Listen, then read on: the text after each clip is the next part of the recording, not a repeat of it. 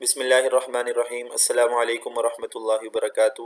عزیز طلبہ، امید ہے آپ سب خیریت سے ہوں گے۔ ہم اسلامیت کا چیپٹر 2 پڑھ رہے ہیں، یعنی اسلامی تشخص، اور آج کا ہمارا ٹاپک جو ہے اس کا عنوان ہے زکوٰۃ۔ ٹھیک ہے، ارکان اسلام میں سے چوتھا رکن یعنی زکوٰۃ ہم پڑھیں گے آج۔ تو آئیے پڑھتے ہیں۔ انسانی معاشرے کی تشکیل میں نظامی معیشت بنیادی اہمیت کا حامل ہے۔ ٹھیک ہے، انسانی معاشرے کو اچھی شکل دینے میں یعنی نظام معیشت، مالی نظام، معیشت کا نظام بنیادی اہمیت کا حامل ہے۔ چنانچہ اللہ تعالیٰ نے بندوں کو نظام معاشرت کی طرح نظام معیشت کے بھی بہترین ضابطے عطا فرمائے ہیں۔ ضابطے یعنی بہترین اصول، رولز عطا فرمائے ہیں۔ اگر ان ضابطوں پر عمل کیا جائے تو معاشی عدل قائم رہتا ہے، اور ان کو ترک کر دینے سے یعنی ان کو چھوڑنے سے نا انصافی جنم لیتی ہے یعنی پیدا ہوتی ہے، جو متعدد خرابیوں کا باعث بنتی ہے، یعنی جو بہت ساری خرابیوں کا باعث بنتی ہے۔ اللہ تعالیٰ کے عطا کردہ معاشی نظام میں زکوٰۃ کو بنیادی اہمیت حاصل ہے۔ زکوٰۃ کی اہمیت کا اندازہ کچھ اس سے بھی ہوتا ہے کہ قرآن مجید میں اکثر مقامات پر ادائیگی نماز کے ساتھ ادائیگی زکوٰۃ کا بھی حکم دیا گیا ہے۔ آپ پڑھیں گے قرآن مجید میں جگہ جگہ اللہ تعالیٰ فرماتے ہیں اقیموا الصلاۃ وآتوا الزکاۃ، اقیموا الصلاۃ وآتوا الزکاۃ، نماز قائم کرو اور زکوٰۃ ادا کرو۔ ٹھیک ہے، جگہ جگہ آپ کو یہ نظر آئے گا، 20 جگہ پر آپ کو نماز کے حکم کے ساتھ زکوٰۃ کا حکم بھی ملے گا۔ نماز اگر بدنی عبادت ہے تو زکوٰۃ مالی عبادت ہے۔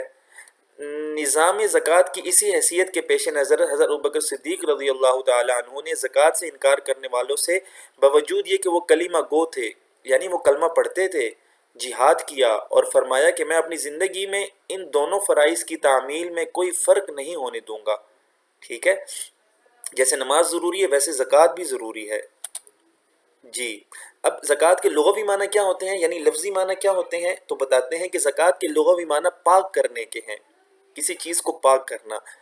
بات دراصل یہ کہ جب ہم زکوٰۃ ادا کرتے ہیں تو ہمارا بقیہ مال جو ہوتا ہے وہ پاک ہو جاتا ہے، اور زکوٰۃ جو ہے یہ تو مال کی میل کچیل ہوتی ہے۔ ٹھیک ہے، اسی وجہ سے ہم زکوٰۃ سید کو دے نہیں سکتے کیونکہ ان کا اعلیٰ مقام ہوتا ہے، اور یہ زکوٰۃ تو مال کی میل کچیل ہوتی ہے تو ان کے حیثیت کے مطابق نہیں ہوتی۔ بہرحال آگے چلیے، جو انسان زکوٰۃ ادا کرتا ہے وہ اللہ تعالیٰ کے حکم کے مطابق نہ صرف اپنے مال کو پاک کر لیتا ہے بلکہ اس کے ذریعے اپنے دل کو بھی دولت کی ہوس سے پاک کرتا ہے، اور دولت کے مقابلے میں اس رب کی محبت کو اپنے دل میں جگہ دیتا ہے جس کے حکم پر وہ دولت کو قربان کر رہا ہے۔ ادائیگی زکوٰۃ اسے یہ بھی یاد دلاتی ہے کہ جو دولت وہ کماتا ہے وہ حقیقت میں اس کی ملکیت نہیں بلکہ اللہ تعالیٰ کی دی ہوئی امانت ہے۔ ٹھیک ہے، ظاہر ہے جب اللہ تعالیٰ نے ہمیں حکم دیا ہے کہ تم زکوٰۃ دو تو ہمارا مال نہیں ہے نا، انہی کا مال ہے، جبھی تو وہ حکم دے رہے ہیں۔ یہ احساس اسے معاشی بے راہ روی سے بچاتا ہے اور اس کے تمام اعمال کو احکام الہی کے تابع کر دیتا ہے۔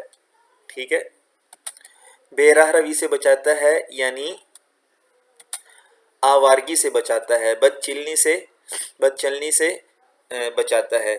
جی، نبی اکرم صلی اللہ علیہ وسلم کے ارشاد کے مطابق معاشی معاملات دین کا اہم حصہ ہے۔ ٹھیک ہے، معاشی معاملات کیا ہے، وہ دین کا اہم حصہ ہے، دین سے الگ نہیں ہے۔ جب انسان دولت جیسی نعمت اللہ تعالیٰ کے حکم پر خرچ کرتا ہے تو اللہ تعالیٰ اس کے ایثار کی قدر کرتے ہیں، اس کی قربانی کی قدر کرتے ہوئے اس خرچ شدہ مال کو اپنے ذمہ قرض قرار دیتے ہیں، اور وعدہ فرماتا ہے کہ بندے کا یہ قرض وہ کئی گنا بڑھا کر واپس کرے گا۔ چنانچہ اللہ تعالیٰ کا ارشاد ہے، ارشاد ربانی ہے، ان تقرضوا اللہ قرضا حسنا یضاعف لکم ویغفر لکم واللہ شکور حلیم۔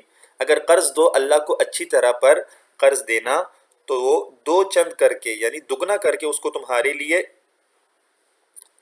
دو چند کرے یعنی اس کو دگنا کر دے گا تمہارے لیے، اور تم کو بخش دے گا، اور اللہ تعالیٰ قدردان ہے اور تحمل والا یعنی حلم والا۔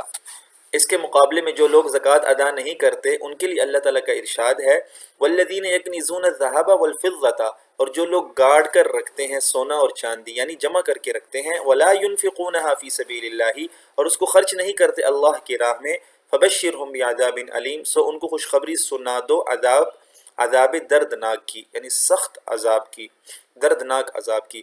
ان آیات کی روح سے زکوٰۃ کی ادائیگی انسان کے لیے آخرت کی نعمتوں کے حصول اور عذاب جہنم سے نجات کا ذریعہ ہے، یعنی آخرت کی نعمتوں کو حاصل کرنے کا اور جہنم کے عذاب سے بچنے کا ذریعہ ہے، جس سے بڑھ کر کوئی نعمت نہیں ہو سکتی۔